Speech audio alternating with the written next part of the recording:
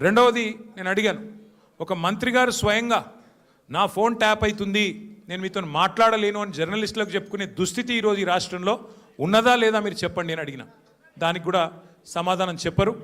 అది కాదు ఇది కాదని తప్పించుకునే ప్రయత్నం తప్ప వారు మాత్రం సూటిగా సమాధానం చెప్పలేదు. కానీ ఒక ధారావాహికగా మాదిరిగా ఏదైతే నడుపుతున్నారో, ఒక సీరియల్ లాగా ఏదైతే నడుపుతున్నారో అదే పరంపరలో అడిగిన ప్రశ్ననే అడుగుడు, మళ్ళీ అడుగుడు, ఒక 300 పేర్లు చదువుడు, ఈయన తెలుసా ఈయన తెలుసా ఈయన తెలుసా ఫలానా ఆయన తెలుసా, దాంతోనే 2-3 గంటలు టైంపాస్ చేసుడు తప్ప అక్కడ విషయం ఏమీ లేదు. వారికి కూడా తెలుసు ఆ విషయం. అందుకే నేను మళ్ళొక్కసారి ప్రజలకు, మా సోదరులకు, మా పార్టీ సోదరులకు, మా మీడియా మిత్రులకు కూడా విజ్ఞప్తి చేస్తున్నా, మేము ఒక పార్టీగా, బాధ్యత గల ప్రతిపక్ష పార్టీగా ఏ విచారణకు పిలిచినా మేము సహకరించడానికి సిద్ధంగా ఉన్నాం. మీరు ఎన్ని కేసులన్నా పెట్టండి, ఎన్ని సిట్టులన్నా వేయండి, బాధ్యత గల ప్రతిపక్ష పార్టీగా పూర్తి స్థాయిలో చట్టాన్ని గౌరవించే వ్యక్తులుగా సహకరిస్తాము. మీరు ఎన్నిసార్లు పిలిచినా వస్తామని చెప్పి కూడా వాళ్ళకు కూడా చెప్పినాం. కానీ మా బాధ్యత పెద్దది, ప్రతిపక్ష పార్టీ బాధ్యత పెద్దది. మా బాధ్యత ఏంది? ప్రభుత్వ వైఫల్యాలు, ప్రభుత్వ అవినీతి, ప్రభుత్వం ఏదైతే పూర్తి స్థాయిలో డైవర్షన్ గేమ్లు ఆడుతున్నదో దానికి సంబంధించి కూడా ఖచ్చితంగా మేము ఎత్తి చూపే ప్రయత్నం చేస్తూ ఉన్నాం. ఇవాళ సింగరేణి టెండర్లలో దొంగలు దొరికినరు, సింగరేణి టెండర్లలో ముఖ్యమంత్రి మంత్రుల మధ్యన వాటాల పంచాయతీలో దొంగలు దొరికినరు అని చెప్పి హరీష్ రావు గారు ప్రెస్ మీట్ పెట్టి ఆధారాలతో సహా ఇస్తానని చెప్తే కూడా ఇప్పటి వరకు ఉలుకు లేదు, పలుకు లేదు. సరే, మీరు సిట్లు వేస్తున్నారు, వేసుకోండి. కానీ మరి ఇవాళ మేము అడుగుతున్నాం, ముఖ్యమంత్రి అనుచరుడు, అత్యంత సన్నిహితమైన వ్యక్తి, అట్లాగే మంత్రి గారి ఓఎస్డీ మధ్యన జరిగిన పంచాయతీ, 300 కోట్ల రూపాయల కోసం ఒక పారిశ్రామికవేత్త తలకి తుపాకీ పెట్టినరు అని చెప్పి కేసు రిజిస్టర్ అయితే దాని మీద ఎస్ఐటి ఎందుకు లేదు? స్వయంగా రెవెన్యూ మంత్రి కొడుకు ఇలా భూ కబ్జాలు చేస్తూ గుండాలను తీసుకొని స్వైర విహారం చేస్తుంటే దాని మీద సిట్ ఎందుకు ఉండదు? అట్లాగే ప్రభుత్వ సొమ్మును, ప్రజల సొమ్మును ఇవాళ ఈ ప్రభుత్వం కొల్లగొడుతున్నది, కాంగ్రెస్ పార్టీ నాయకులు కొల్లగొడుతున్నారు, ముఖ్యమంత్రి బావమరిదే కింగు పిన్ను అని ఆధారాలతో సహా చూపెడితే దాని మీద ఎస్ఐటి ఎందుకు ఉండదు? అట్లాగే HILTP అని చెప్పి పారిశ్రామిక భూములను కొల్లగొట్టి 5 లక్షల కోట్ల హైదరాబాద్ ప్రజల ఆస్తిని కొల్లగొట్టే ప్రయత్నం చేస్తుంటే దాని మీద ఎస్ఐటి ఎందుకు ఉండదు? కేంద్ర ప్రభుత్వ పథకమైన అమృత్లో ముఖ్యమంత్రి గారి బావమరిదే కింగ్ పిన్నుగా ఇవాళ కేంద్ర ప్రభుత్వ పథకంలో కూడా మరి అర్హతలు లేకపోయినా టెండర్లు కట్టబెడుతున్నారని ఆధారాలు కేంద్ర ప్రభుత్వానికి ఇస్తే దాని మీద సిట్ ఉండదు. అట్లాగే ఇవాళ ఒక AICC సెక్రటరీ గారు డైరెక్ట్గా బెదిరించారు అని చెప్పి కాంట్రాక్ట్ సంస్థ పోయి 8 కోట్ల రూపాయలు అడుగుతున్నాడు, లేకపోతే పని చేయనిస్తలేడు అని లిఖితపూర్వకంగా కంప్లైంట్ ఇస్తే దాని మీద చర్య ఎందుకు ఉండదు? ఇవాళ న్యాయం, ధర్మం, కాకి బుక్కు అందరికి ఒకటే తీరు ఉండాలి కదా. మీరు ఎన్నిసార్లు పిలిచినా వస్తాం, మీరు ఎన్ని ప్రశ్నలు అడిగినా ఆన్సర్ చెప్తాం. బాధ్యత గల నాయకులుగా చట్టాన్ని గౌరవించే పద్ధతుల్లో ముందుకు పోతాం. ఇవాళ వాళ్ళు అడిగిన దానిలోనైతే ఏమీ లేదు, వాళ్ళ దగ్గర కేసు కూడా ఏం లేదు.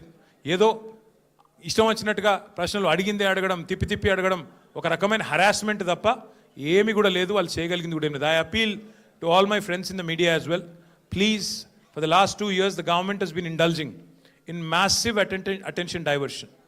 Today the inquiry, the investigation that is going on into phone tapping, I have reminded the gentlemen from special investigation team, I've asked them, there have been numerous stories in the last 2 years assassinating my character personally and also assassinating the character of our party leadership, saying, stating and speculating that certain actresses' phones were tapped and something illegal was done. I asked the SIT pointedly today, I said, whose phone was tapped? Why don't you give me the information?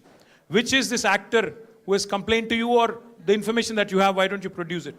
Then the ACP there says, no, we've already clarified, no such thing has happened. But enough damage has been done to me, to my party leadership, to my family, to all the constituents of my constituency.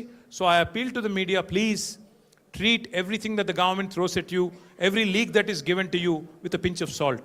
Please corroborate, please verify, please check the facts and only then publish. I also appeal to the media, for the last 2 years, this government's incompetence, their failures, their corruption is being exposed by BRS leadership day in, day out. Be it Amrut scam, where Chief Minister's brother-in-law was the kingpin, or be it coal scam in Singareni, where again the same gentleman is the kingpin. Let us focus on real issues. Let us focus on the failures of Congress party and Congress government.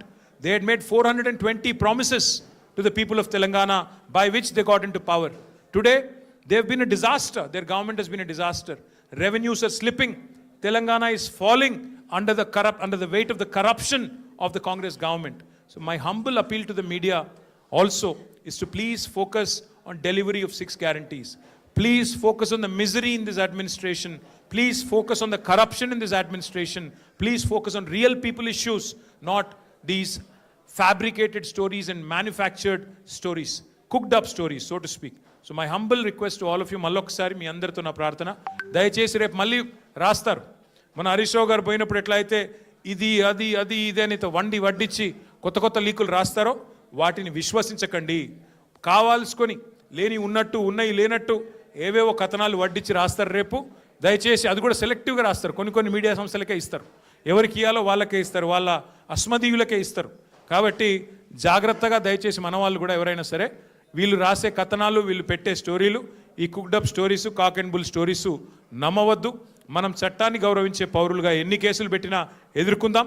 కానీ ఈ ప్రభుత్వాన్ని, వారి వైఫల్యాలని ప్రజాక్షేత్రంలోనే చీల్చి చెండాడదామని చెప్పి మళ్ళొకసారి విజ్ఞప్తి చేస్తూ ఈరోజు సంఘీభావం తెలిపిన ప్రతి ఒక్కరికి ధన్యవాదాలు.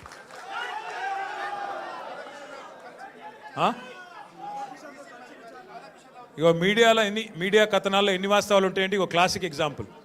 ఆయన ఎవరినో కూర్చోబెట్టి నాతో కలిపి విచారించినట్టు. ఆయన ఎవరు రాని కూడా రాలేదు, మీరు చెప్పేట ఆయన ఆడ లేని కూడా లేడు, ఎవరిని కూర్చోబెట్టలే. గదే అంటున్నా, ఎవరు మనిషి లేడు, ఆడెవరు లేడు. మరి అందుకే అంటున్నా, మీరు మీడియా వాళ్ళు కూడా చూసుకోవాలి. ఎవరితోనో కలిసి కూర్చోబెట్టి నన్ను విచారించినట్ట. పురుగు కూడా లేడు, ఆ పోలీసు వాళ్ళు నేను తప్ప ఆడెవడు లేడు. కాబట్టి ఇటువంటి అన్నీ ఉంటాయి. ఇప్పుడు టీవీలో వచ్చింది ఏంటంటే ఫస్ట్ మాజీ డీసీపీ రాధాకృష్ణతో కూర్చోబెట్టి ఆ 2 ఫోటోలు మీది ఆయనది పక్కన పెట్టి అదొకటి పెట్టారు. ఆయనది అయిపోయింది ఆఫ్టర్నూన్ 2 తర్వాత. అంటే ప్రభాకర్ రావుని పిలిపించి మళ్ళీ ప్రభాకర్ రావుని మీరు కూర్చోబెట్టి అక్కడ తారక రామారావు తప్ప ఏ రావు లేడు, నేను ఒక్కనే ఉన్నా తప్ప ఎవడు లేడు. అంతే మరి.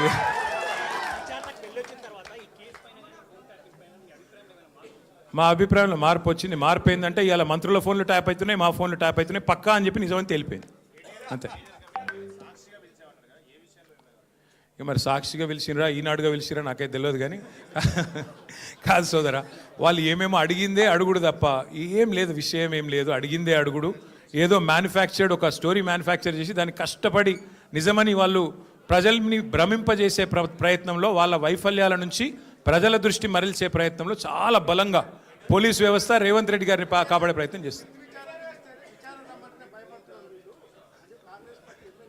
భయపడేటోళ్ళమైతే టైం అడుగుతుంటాం కదా, భయపడేటోళ్ళమైతే మేము రాము అంటుంటిమి, భయపడేటోళ్ళమైతే కోర్టుకు పోతుంటిమి.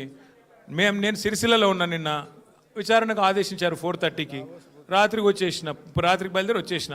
హరీష్ రావు గారు మన సిద్దిపేటలో ఉన్నారు, రాత్రి 10కి ఇస్తే కూడా తెల్లారి వచ్చినాము. మాకు భయం ఉంటే ఎందుకు వస్తాము? Simple logic. ఎనీవే మళ్ళొకసారి అందరికీ థ్యాంక్ యూ.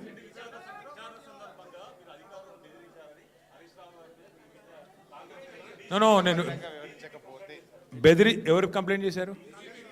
అయితే నేను ఒకటి అడుగుతా. ఆ అర్రలో 6 ఉన్నాం. నేను బెదిరించినట్టు వాళ్ళకి ఎవరు చెప్పిండు? కాంగ్రెస్ వాళ్ళకు. నేను బెదిరించినట్టు ఆడ కంప్లైంట్ చేస్తే నేను నిజంగా నేను బెదిరించిన మాట నిజమే అయితే వాళ్ళు చెప్పాలి, బయట పోయి వాళ్ళు చేయాలి కంప్లైంట్. కాంగ్రెస్ వాళ్ళకి ఎవరు తెలిసింది? ఎట్లా తెలిసింది? అంటే ఎంత లోపభూయిష్టంగా, ఎంత లీకుల ఆధారంగా, ఎంత కలిసికట్టుగా ఈ వ్యవహారం జరుగుతుందో, ఎంత పేకల మేడలాగా ఈ వ్యవహారం కుప్పగొలబోతుందో దాన్ని బట్టి మీకు అర్థం కావాలి. మళ్ళీ పిలుస్తా అన్నారు, మళ్ళీ వస్తా అని చెప్పిన. Thank you.